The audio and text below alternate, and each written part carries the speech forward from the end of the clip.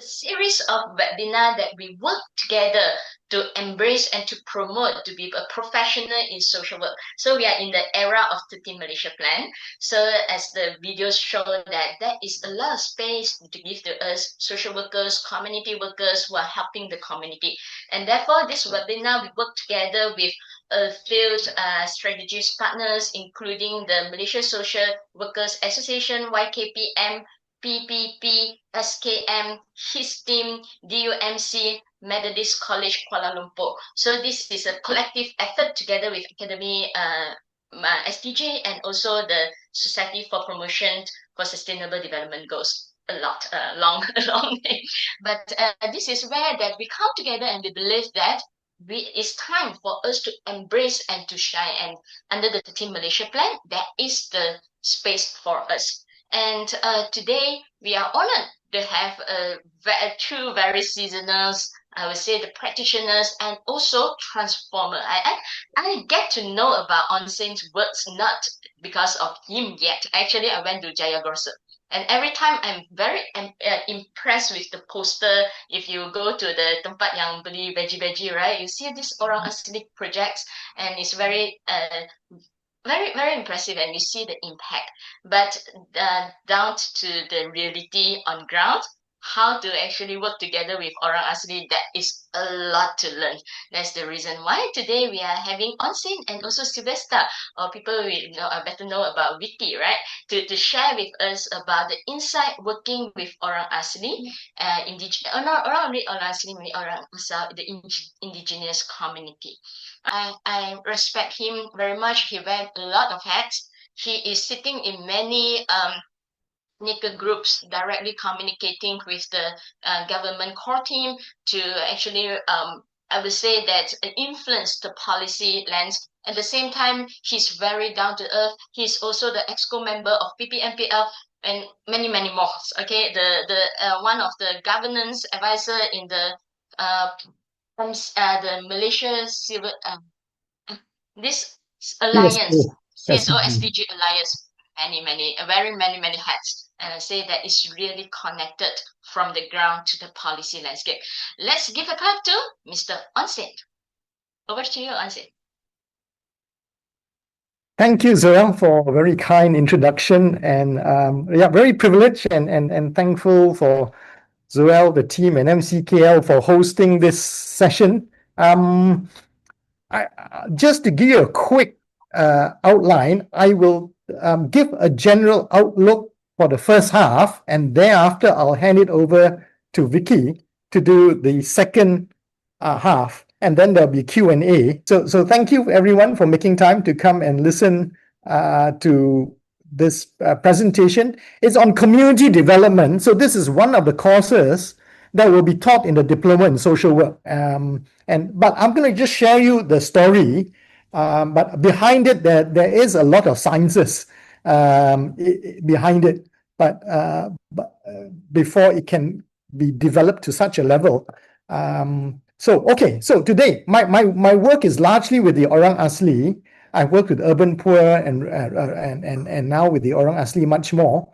And one of the major problems that we need to address is how do we address communities that are left behind, not just individuals, but communities, because as individuals, they share a common problem, and until the community comes together, they often cannot resolve the problem at an individual level.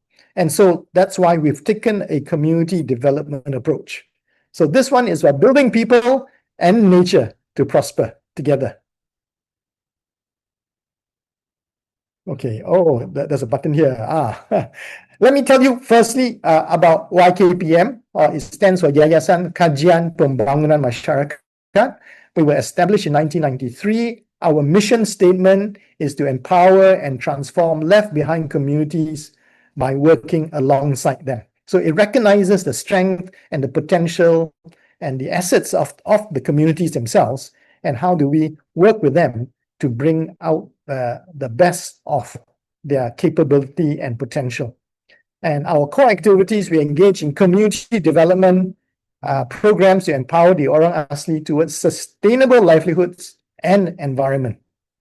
Okay, so that's the backdrop of what Yayasan Kajian Pembangunan Masyarakat is all about. I'm a director here, and okay, one of the challenges that we are facing in our generation is and it started really accelerating in the 1990s, where there was a strong and maybe an overemphasis on GDP, or gross domestic product growth. There was this kind of economic under theories that were being promoted. There is unlimited growth, and therefore everyone was pushing towards GDP growth, and hoping with GDP growth, society will rise up. To some extent, that is true. We've increased the bottom line, the bottom levels have increased, many jobs have been created. But over the last maybe 20 years, there have been some really apparent gaps that are now emerging, and that we need to make some correction. And so with a lot of, particularly in the indigenous rural setting, there's a lot of extractive economic activities, meaning logging, mining, you know, and very extractive in nature, but destroys nature in the process. But we also are finding there has been very uneven growth through this GDP neoliberal economics approach. So the three things that we see that are becoming a growing problem is the gap between the rich and poor are very increasing. The top 400,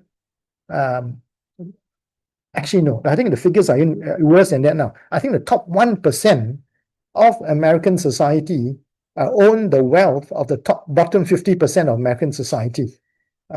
So we're seeing gaps increasing. It's not just happening in the US, it's happening also globally. Secondly, we are seeing there's more environmental damage. So as a result of extractive industries that are putting profit before people, more and more the environment is being damaged with loss of nature. And actually what doesn't appear in our accounting books is nature's capital assets are dwindling. We seem to be making more profit from all this logging, concessions, taxes, and all that kind of thing. But actually our nature capital assets are being deteriorated and being lost in this process. And not just are we losing national treasure in our capital assets as a result of this short-term extractive profit-making approaches, we're also now seeing a global impact on global warming. And so everyone is affected, not just the locals, not just the Orang Asli, not just the country, but globally everyone is impacted now. So these are some of the dangers that we are emerging as a result of this overemphasis on profit growth, GDP growth, and profit before people in profit at any cost and at all cost. And that seemed to be the barometer of success. But now we're realizing that there is limits and that we need to make a correction on this. So it is in this context, let me now show you the impact it has on the Orang Asli. So oftentimes we don't feel the impact as in the same way that the Orang Aslis feel it. But let me show you at ground level what actually happens when we do all this logging, setting up plantations and mining, and the impact it has on them. So first of all, you will see that the roads, when all the logging lorries come in, you know, they're 10-ton lorries, they're very heavy, they damage the roads. So now, because of these damaged roads, it's very difficult for the Orang Asli to get out, and they get stuck in all this traffic that's caused by, you know, breakdown, and then they're stuck there half a day, full day even, and even sometimes the logs fall off and endanger the Orang Asli who are behind it. Secondly, as a result of deforestation, there are now no longer green foliage, trees, to stop the rainwater from flowing down into the Orang Asli land and into the roads. And so you will see that the roads are all muddied up. And again, the Orang Aslis cannot get access out of the community. They can't go out to buy food, and people can't come in to buy the things that they need to trade in for their daily livelihoods. So it has an immediate impact on the Orang Asli. Even this was a bridge. But when this plantation company began to drain out all the water, they created all these drains to plant their oil palm so that it could be dried up, and the oil palms can thrive. But in the process of creating, they need to drain out all this water. And this was in the peatland area.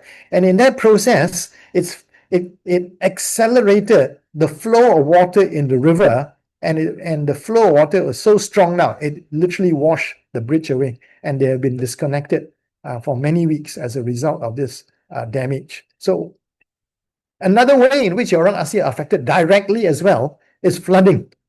So again, as you, without the trees, without the forests that are holding the water, slowing down the process of rain, these places flood, and their houses are affected, their property is damaged.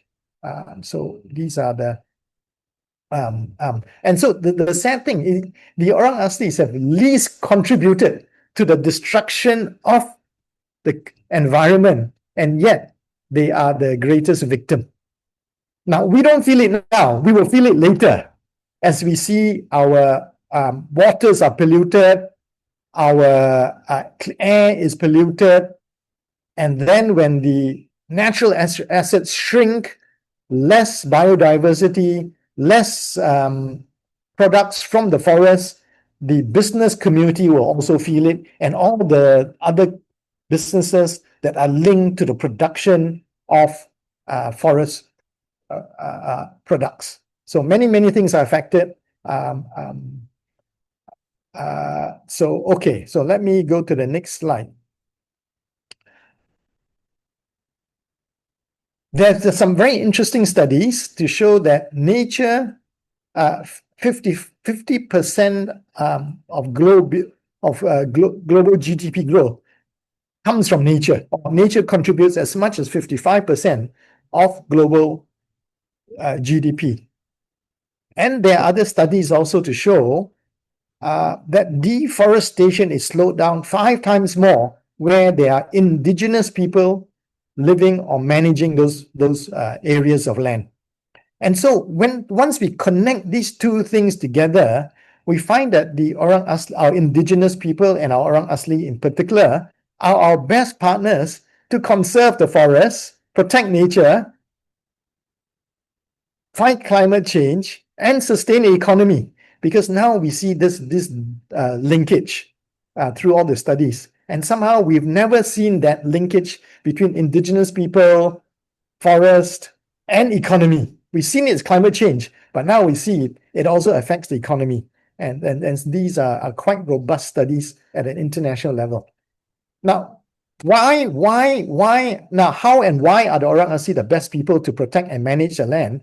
Let me show you in Malaysia. On the left-hand side, you will see this is a map of where the Orang Asli are populated in Peninsular Malaysia. The Semai, the Semak Beri, the Jakun, the Semelai. You see all this. Now, let me juxtapose that, overlay that over the map on the right-hand side. You see the green areas. These are our forested areas in Peninsular Malaysia. So our forest cover in green and are the existing forests. Now, if you look at where the Orang Asli are, they are pretty much in all the locations of where these forested areas are. So we can make a kind of connection and correlation that the Orang Asli, where they manage and they stay and they live, are places where the forests are still largely intact. Not all, because some have already been, as more land encroachment, destruction take place, some of their places. But you can see a very close correlation here. So my question now is, what makes them so, what makes the Orang Asli so special in that they are the best partners to protect the forest? Why is it that places where they are, the forest is more intact? And why is it the studies are showing that where indigenous people manage our land, deforestation is slowed down 5 times more. So let me quickly bring you an understanding of their culture and their worldviews. This picture or slide, you see these kind of houses. So this is a typical model of how Orang Asli indigenous people live. They have their houses. They have their fruit trees planted in their little orchards. They have their little farms where they thrive on, and they have the river where they get the drinking water and where they get the fish, do their fishing. And so that's how the community lives in this area. So it's very self-sustaining. It's not extractive. It doesn't destroy the environment. It maintains that harmony with nature, with the creator, and with one another. But they have a area called the some people call it the Tanah Raya or WTA or Tanah Wilayah Adat, the ancestral land, their forest. This is where they go hunting. This is where their sacred sites are. This is where they learn. They bring the children for education. They learn about the forest. They get their forest products. They get the herbal plants, medicinal plants. Basically, it's their supermarket, it's their pharmacy, it's their church, their temple, and their religious sites are all contained in this area, and their education center. So that's why they will not destroy the forest, because for them, it is such an important part of their ecosystem in every way, not just livelihoods, culture, ancestral connection, their connection to the sacred spirituality, their connection to their schools, their pharmacies, their storehouses, and their banks is their retirement center. That is where their bank is for their retirement. All the resources are there. And so that's why when they see the forest, they don't see it as an economic unit for exploitation to make profit. They chop off the timber, let's make profit and make money and grow rich quickly. They never see it in that way, because they have always seen it as an important aspect of their connected to their lifestyle, their way of thinking, their worldviews, and their spirituality. And therefore, they will guard it, because there's this deep respect for the forest. It is a gift of the Creator for them to sustain life, not just for them, but for everybody. So that's a quick introduction to Orang Asli.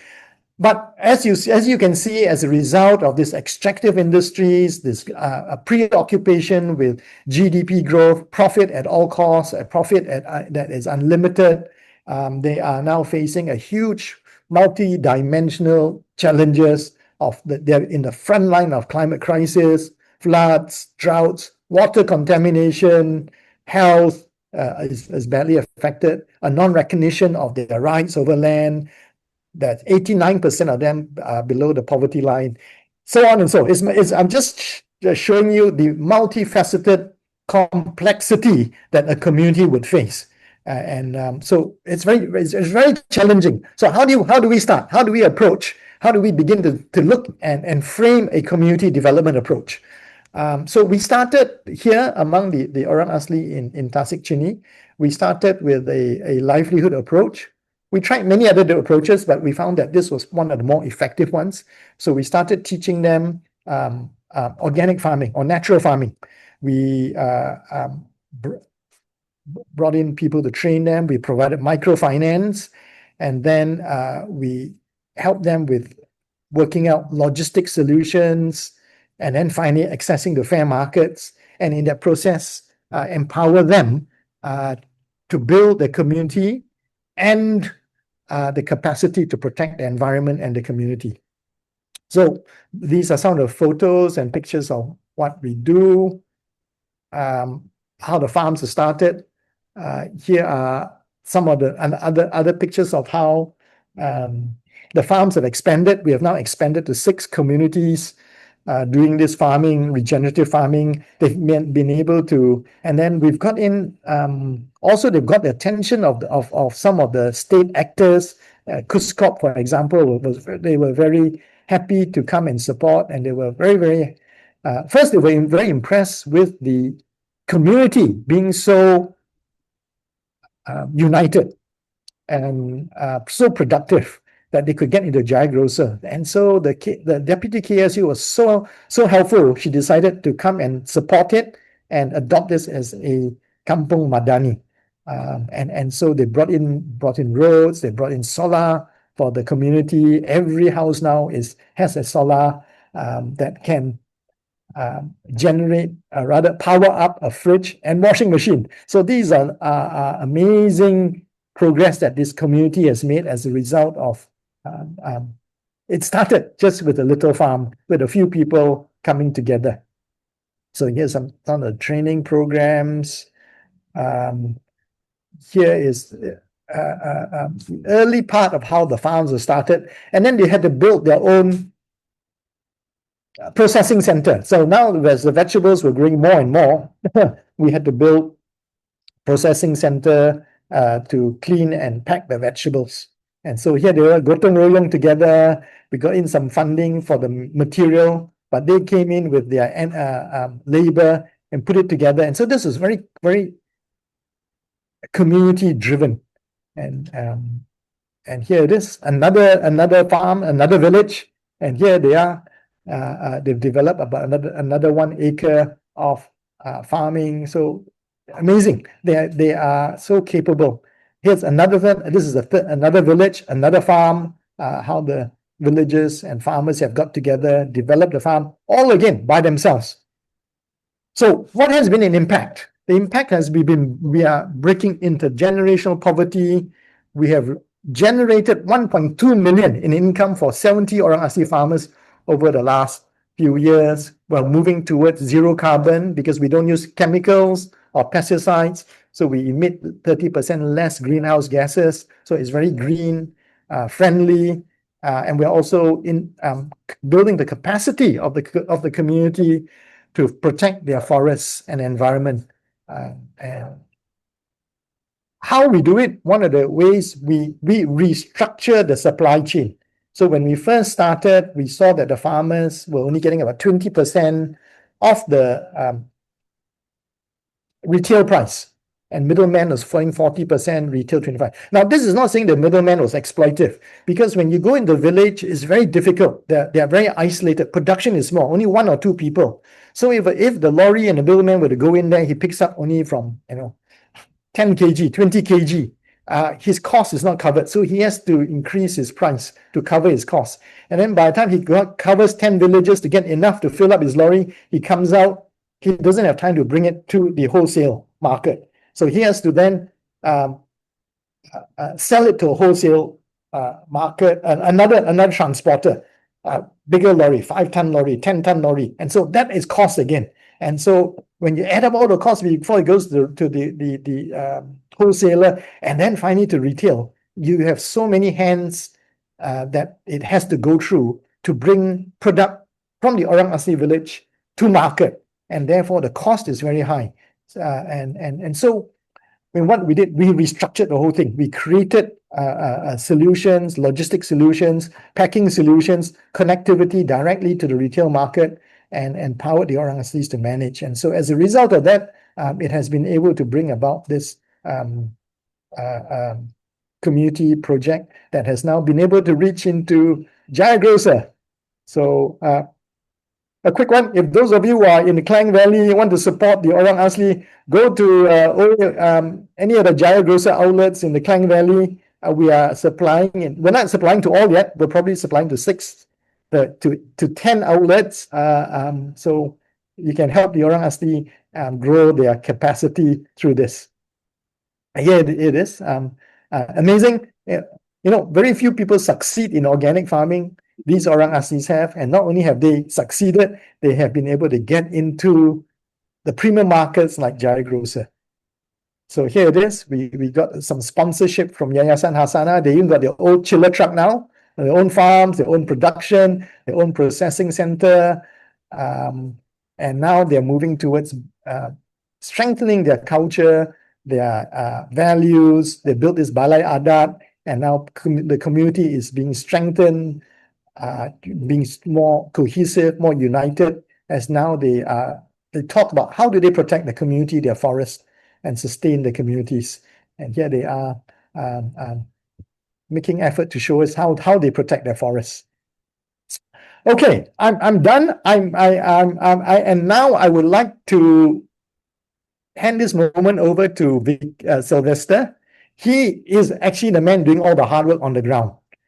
He's been with YKPM, Yayasan Kajian Pembangunan Masyarakat, for the last 5 years, doing amazing work. Started from almost a very low ground, and today he's helping us lead the team, bring about the development, and he's going to share a bit more on the processes and the actual working on the ground. So Lester or Vicky, can we hand it over to you, please? Okay, thanks, Mr. Kon. So hi everyone. Actually, I don't know, because my Zoom apps is automatically set there Sylvester, but actually people know me most on Vicky lah. So you can just call me Vicky. So okay, I'll be sharing. Just now Mr. Kon sharing on the big picture on what is actually YKPM is doing. So I'll be more go into the details. Is how do we approach the Orang Asli, and then how do we started approach a village, and what's the step, and how do we go to Jaya Grocer sending the veggie, and after that I will share my experience lah. So basically, actually, there's um uh, so actually, how do we go by approach a new village? So actually, now we have 6 villages that involved in most people in Pahang here. They're not really know what KPM. They know it as a OA organic lah, Orang Asli organic. So we have 6 villages involved now, and actually there's we also did some of the project which is organic farmings. We have guava, we have madu kelulut, stingless bee, and currently now we just started the chicken here. But our main project is still organic farmings lah, where we still sending it to supply it to Jaya Grocer. So I'll be sharing. I is very strong in adat. By the way, our group here is more into Jakun and Temok tribe. I think you ever hear of the Jakun lah. Maybe the Temok agak sedikit jarang dengar lah. So when we want to first approach the village, we need to respect first the leaders there, which is Batin lah. So we will go and meet Batin, but before that, we also make a connection, relationship with the villagers there first, and then only the villagers will bring us to the Batin. Then we have some talk with Batin, and then to respect and honor Batin also lah. In Malay, they'll say, kalau hilang adat, then hilang adab. Macam tu lah. Yeah. So we as a outsider also, and as a NGO, kita pun perlu ada adab. Kita pun perlu ada rasa hormat juga untuk satu kampung. So that's how we go for every village lah. We go and meet Batin, and we go and meet their JPKK, OA, and then we discuss, and we say we have a meeting. Can we have a meeting for all villages in a whole committee? And then we set a date, and then only we go and have some speech with them, and then ask them actually what is their need. Maybe some of the village, they are not interested in organic farming. Some of them are interested in guava, in chicken. Some will be fishing, something like that. So then only we after we discuss that, if they really want on the organic farming, then we say, do you have a piece of land like 1 or 2 acres? For the starting of this project, our concept is a community concept, which is not into the individual. It's like we are selected the land that can be shared by 5 or 8 families. at early stages. So after that, once we having the meeting with them, and then there will a point where the land will be for doing the community farms, and then we will help them to prepare the land, and then clearing the land and all, and then after that we will do some of the composting, and then help them to raise a bed, do the irrigation system. um, but then many people ask us that how about the cost actually. So um, actually our concept, we don't give for free, but we give for subsidized on the early.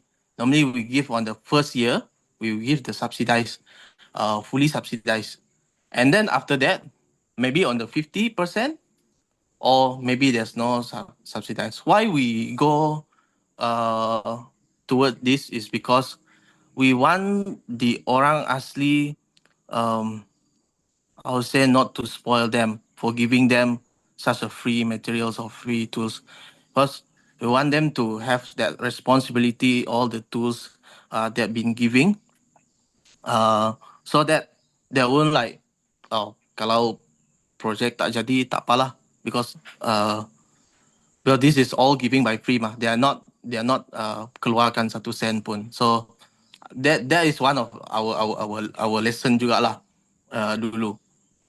And then that's how we approach them.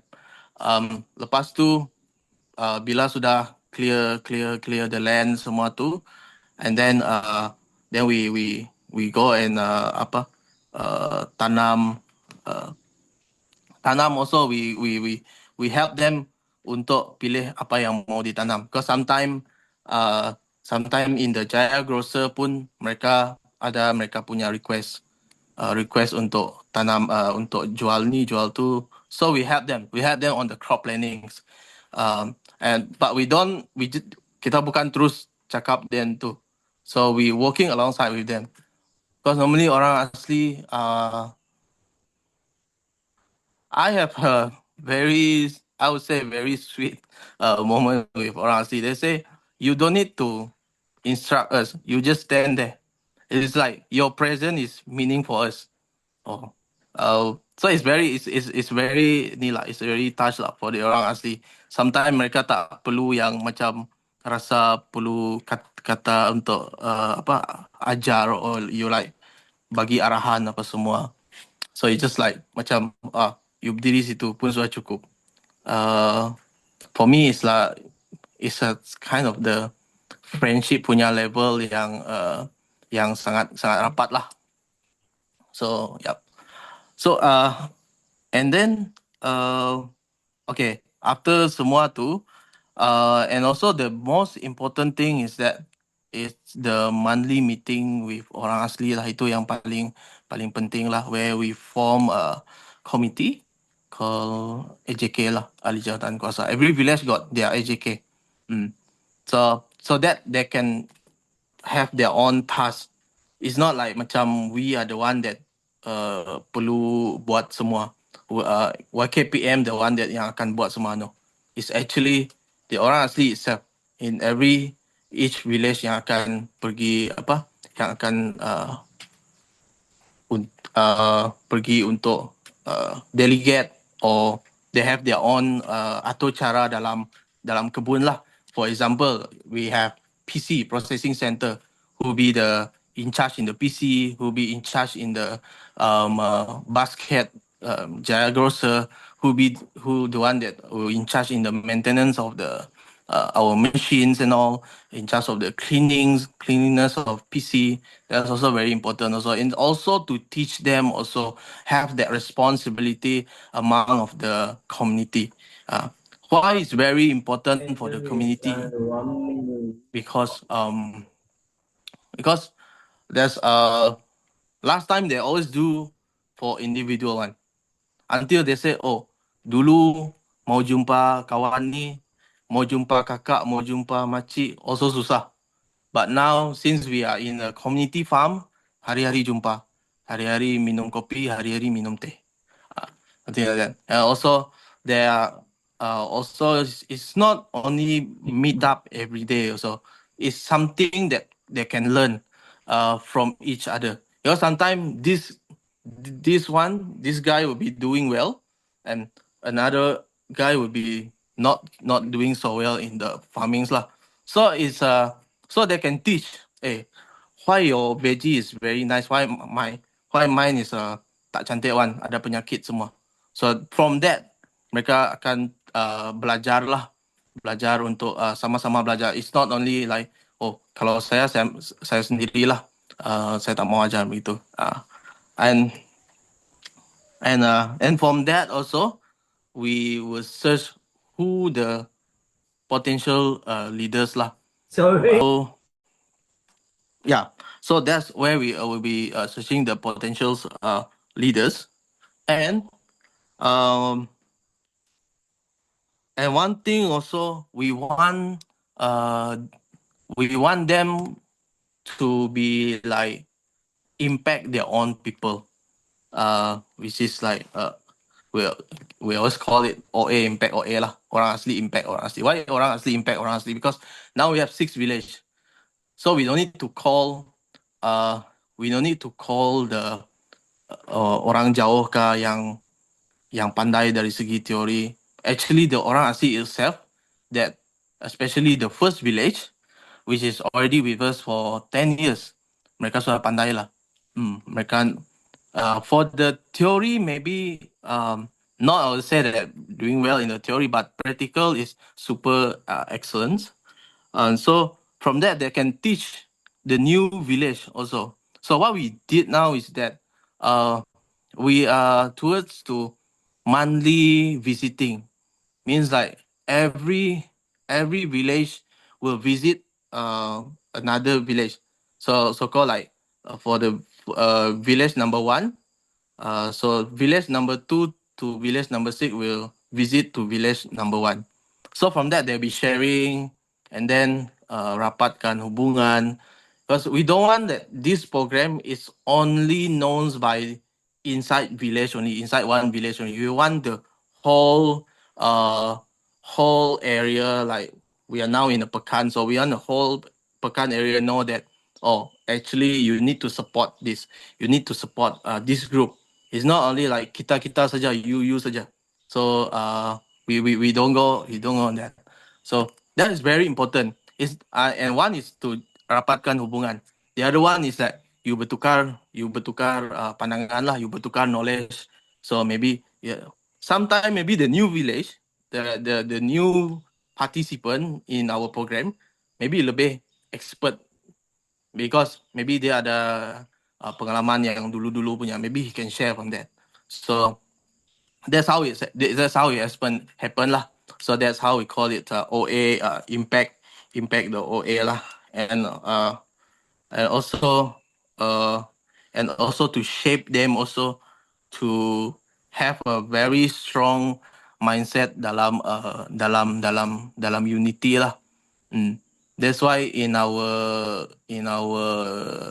job here, especially in the community Orang Asli, they need to contribute. We call it duit tabung lah. Duit tabung. What is duit tabung actually? Because duit tabung, there's a many duit tabung lah. They have a duit tabung for the maintenance machines, for the PC. For the PC one, is not only about untuk beli penyapu ke apa, no. Also untuk beli kopi-kopi. Well, sometimes when they're gather, they need some tea or something to lepak lah. Even like here, they're always popular say that walaupun bawah pokok pun perlu minum juga. So yeah, it's important. It's important also lah. Even though we see that berapa lah saja, but for them it's very important. Such a small things untuk buat tabung macam tu. Then the very impact is that the 2% yang mereka salurkan kepada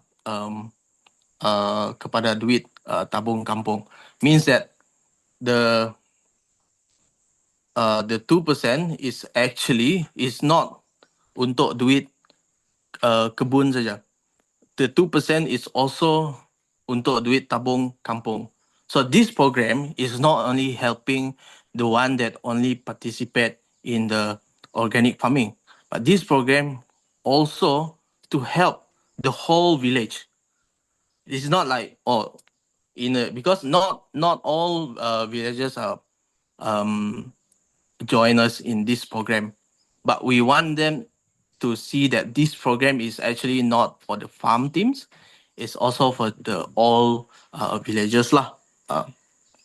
And so that's the very most powerful where they have the duit tabung 2% tu lah. And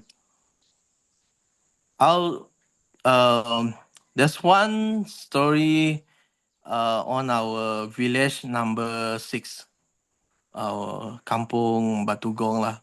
This is quite special because the village number 1 to number 5 is actually we are the one that approach them. So, but the village number 6 is they are the one that approach YKPM. So there's one guy that called me and asking that is either that are we open to help open to help them, because this village is quite big. It's about 200 over families. So I was quite surprised at where he knows, how did he knows us lah. So he said that, oh, saya dapat tahu daripada orang Tanjung Kruing. So Tanjung Kruing is our third village actually. So it's happened like mulut ke mulut lah. See, it's very like, means like our farmer from third village got already sharing about the goodness of working together as a community. So it will influence to other village also. Then that's why the village number 6, the one that approached us and say we want to do this. So we are very happy to help them on that lah. In fact, that now there's 3 more village that actually want to join us, but we say that this year maybe kita not say cut lah, like it temporarily just maintain or remain on the 6 village first lah, before we reach out to another village lah, because we don't have enough hands on this lah. So I think for me it's a joy lah, working together with Orang Asli. It's not a matter about how to say the social justice or the fulfilling the human obligation. It's also about how to the biodiversity conservations, the culture, how to value their dignity and the identity. So many of the project, I think, is much more important when we inline in their culture. That's where the approach is lah, and that's where the attract the Orang Asli, where we also respect their culture and understand their culture also. And of course the relationship is very important how on when we want to start with them. So I think nothing much for me. I think that's it. Maybe we can have like, or Mr. Kon maybe can add, since I still got time. Yeah. There's a question. Thank you so much, Vicky. It's a very, very practical, and also it's what's happening on ground. Right, let's give a claps to Vicky and Mr. Onn Sein, who I really love that how you put the narrative. Mr. Onn Sein started with from science, and Sylvester or Vicky go to adab. It's really that how to make things happen. Thank you so much. So we have time. This is really good that we have time that we can interact. So if you have any questions, I think you can even unmute yourself to introduce yourself, and then to raise your questions. You are welcome to do that. But keep it short and precise so we have time for others to ask the questions as well. Is there any? Is that any from the ground? Yes, in the chat room. Okay. In chat room. Heidi have a questions, and one good news to Mr. Onsin and also Vicky. I see people are keep coming in. When you're sharing, people are keep coming in. I expect that someone who are listening feel that is so insightful, and they are inviting others to join. So let's make these sessions meaningful and interactive. Okay, so Heidi is asking, do they have a village co-op registered for the village committee with bank account, treasurer in charge, adding a link with the governance issues or the governance concern? All right, Yes. over to you. Yeah. Important question, Heidi. At this point, no, we actually toyed with the idea of setting a cooperative with the Orang Aslis in it, because I like the democratic structure in which the cooperative gives voices to every member, but it's quite complex because under if you register as a cooperative, there are a lot of compliance requirements.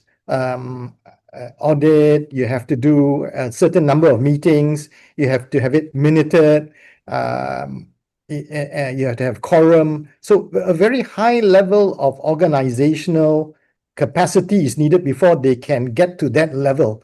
Otherwise, it can be more of a burden. So it's something that we're working towards, and I think as the capacity builds, the time will come. And but for us, we because many of the Orang Asli's education level is very low, just doing the accounts, filling up the forms, watching out for the compliance dates and when you need to fill up and submit these forms. Very too complex lah. So it's not something that we could start with. Vicky, do you have anything you want to talk about? No. I think Mr. Kon already giving. Yeah, I think it touched on one point as well. Is the infrastructures that friendly to the Orang Asli. Sometimes whether we have that, we have to build it, and also a capacity build to all this compliance. But I know that Mr. Onsen is working very closely with the social solidarity economy groups to actually instilling the ideas of social solidarity, and hopefully one day that all this gap can be filled up. And Stephen have a very interesting, but it's also very real questions. So, any elephants attack the plants? Do you feel that? Thank God that now we don't have any elephant here. No elephant attack, but we have a cow and buffalo attack. But this very interesting story. I'll maybe give me some 2 minutes to share this. Currently, we have a new community farms where it's actually used to be the tanah adat for orang asli last time, but when the logging come in and the mining and all, and then that land has been encroached lah, degraded land. But because that in this is happened in our second village, which is in Malay, there need some new community farm because our old farm is always flooded.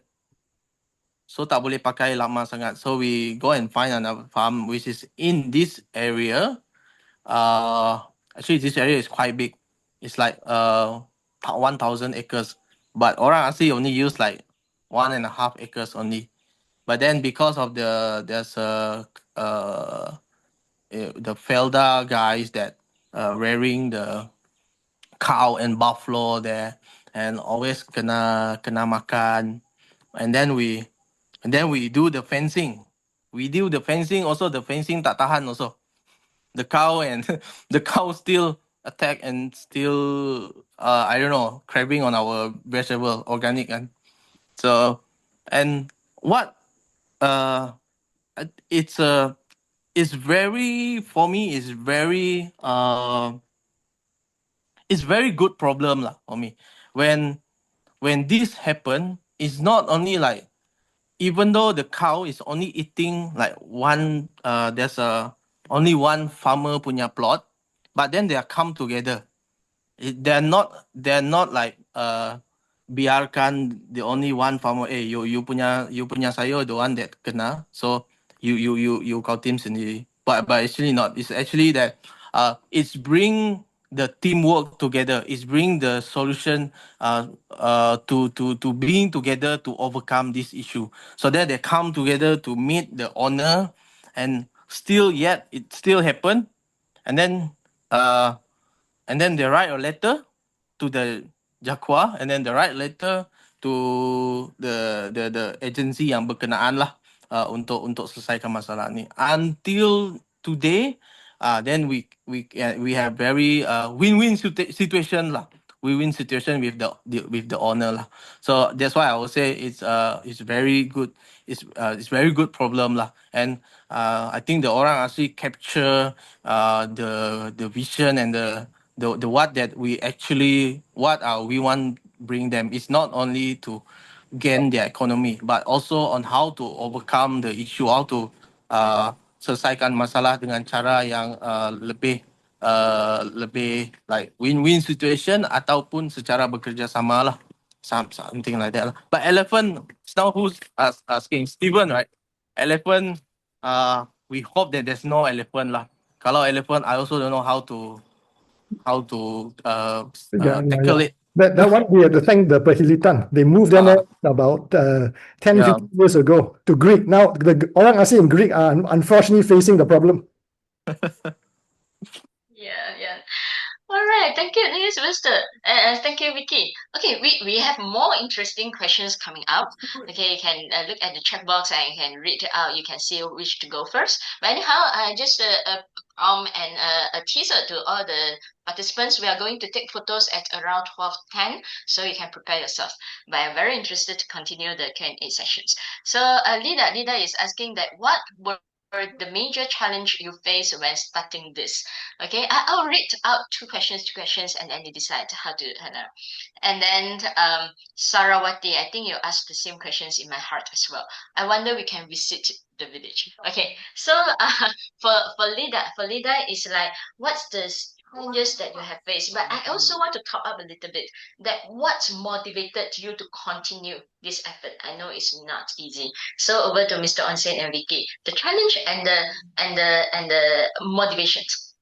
Let me deal with the easy question first, Vicky. Then you do the tough ones. In terms of the visit to the villages, I have a fantastic team. Vicky and a few of them on the ground are doing amazing work, but it's very, very hard work, and they're very, very stretched. So every time we are visited, it takes time. They have to take time out of the work, and so we are very careful. We don't have time for too many visitors, unfortunately. Otherwise, the work gets distracted. We are a very small team.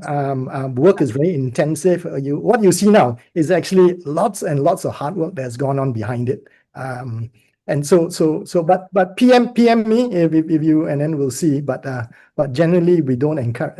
We can't entertain visitors too many lah. Okay, so apologies for that. On the other question on dignity, Vicky, would you like to take that respond to that question and the challenges? I think the challenges and the dignity are quite closely aligned, isn't it?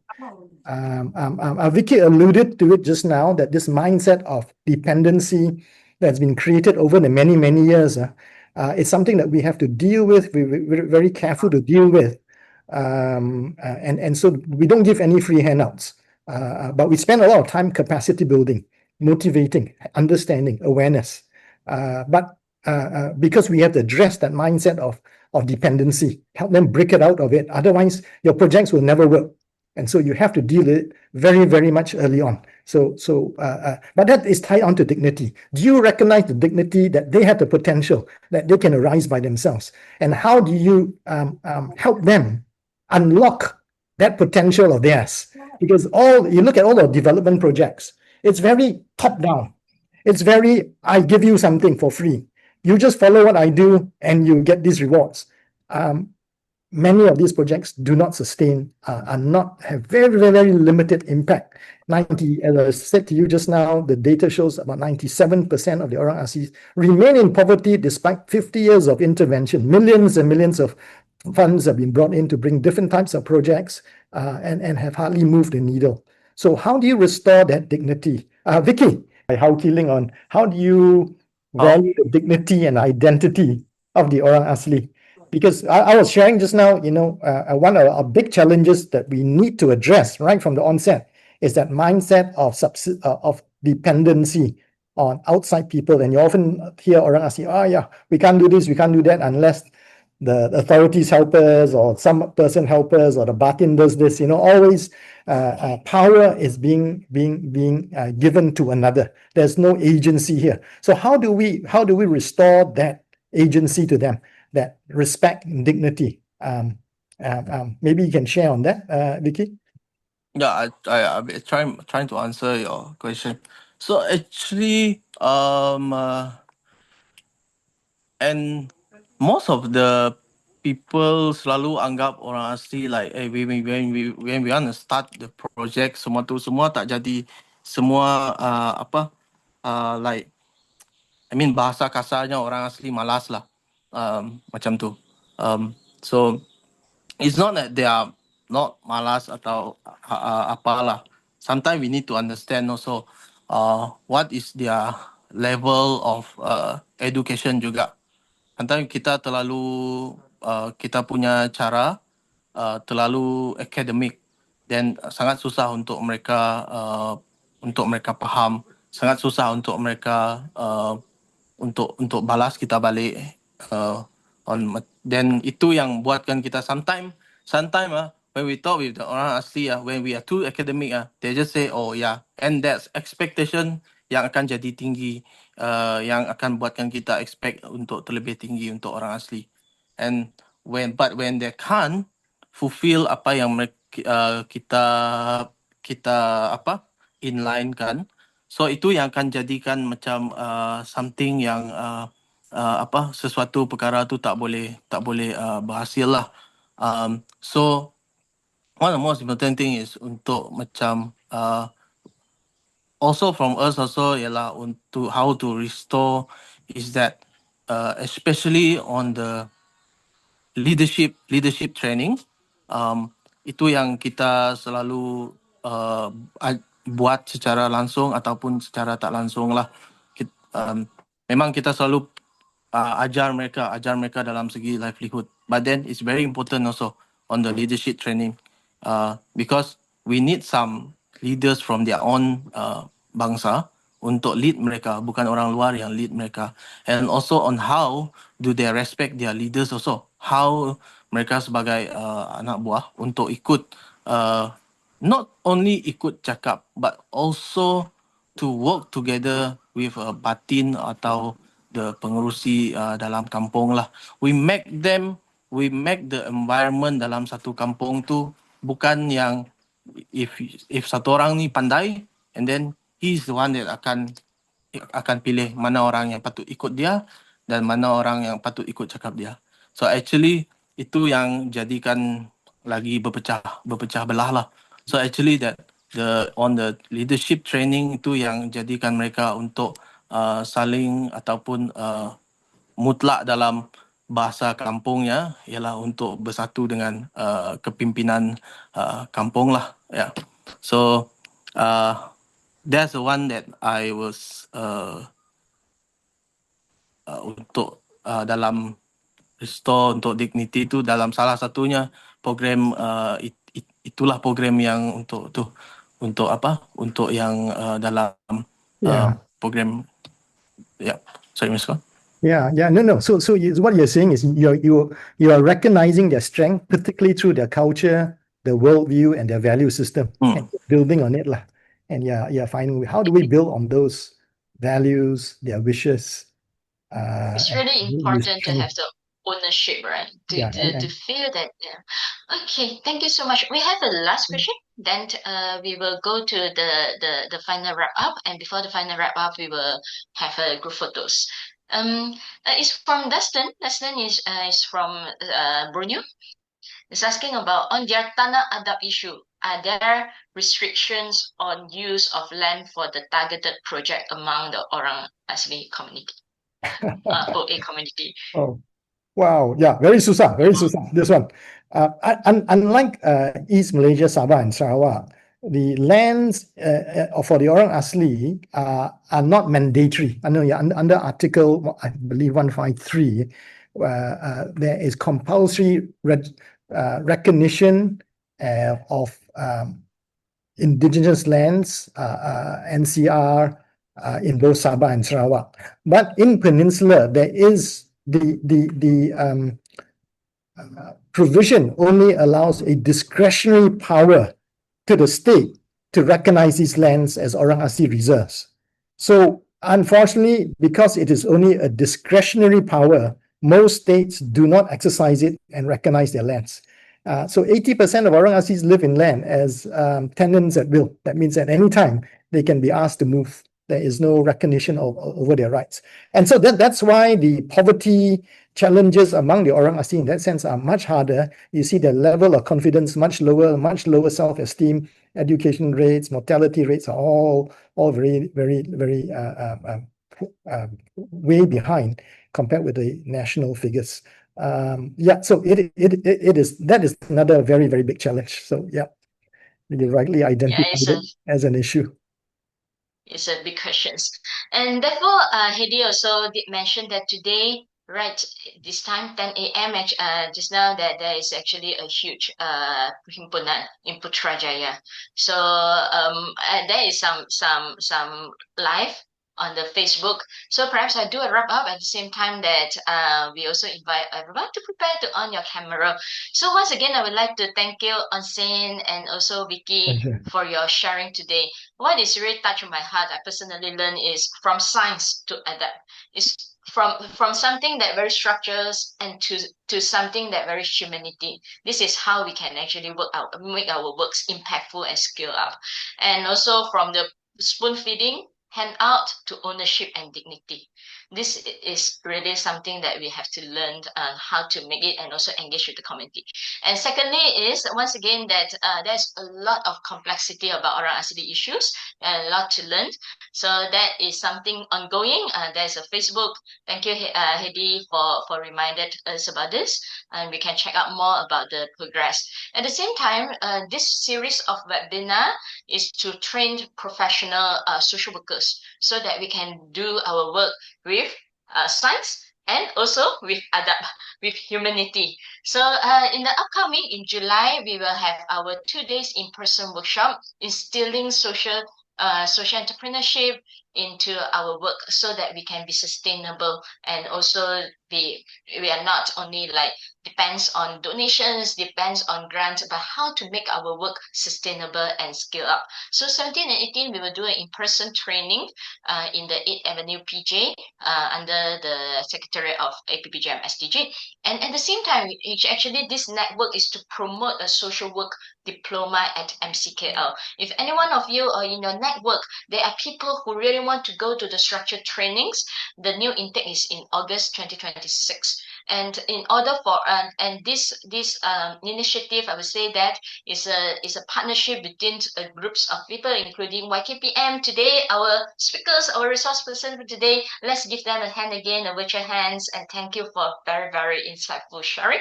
And we also have MASW. Dr. Teo is here together with us. The president is a 53 years old.